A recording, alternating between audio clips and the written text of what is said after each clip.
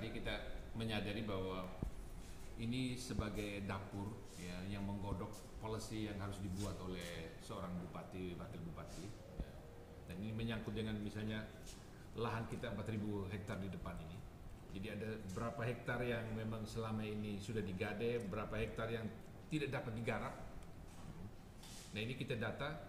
Tadi saya minta yang keseluruhan itu adalah kita kerahkan seluruh alsintan yang kita miliki, kemudian alsintan yang milik pribadi barangkali yang kita bisa sewa, ya. Kita bajak, kita bantu pengolahan buat petani kita di depan ini karena waktu yang sangat berharga sekarang ini sudah tanggal 26, ya, sampai dengan tanggal 10 atau 15 Mei. Ini waktu yang sangat berharga buat petani kita karena nanti setelah itu kering sampai dengan Desember. Kita baru ada air lagi kemungkinan masuk di Januari 2024. Tahun ini akan kekurangan pasokan beras di pasar kita, terutama beras lokal. Nah, ini kita harus pastikan bahwa musim tanam ini atau MT Okmar ini yang kita diperpanjang sampai dengan Mei ini, kita pastikan semaksimal mungkin tanah ini digarap dan ditanami padi.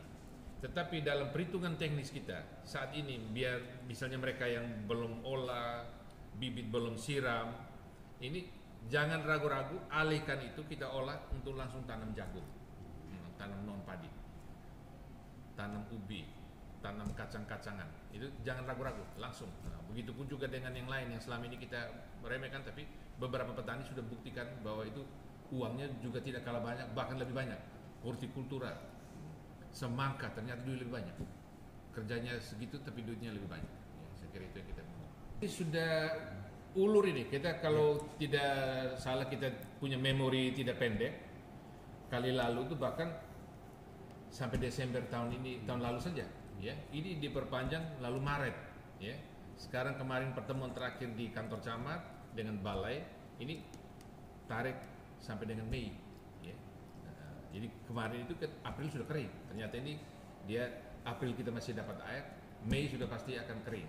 Nah, saya menghimbau kepada masyarakat umumnya dan petani khususnya ini momentum yang kita tidak bisa buang begitu saja.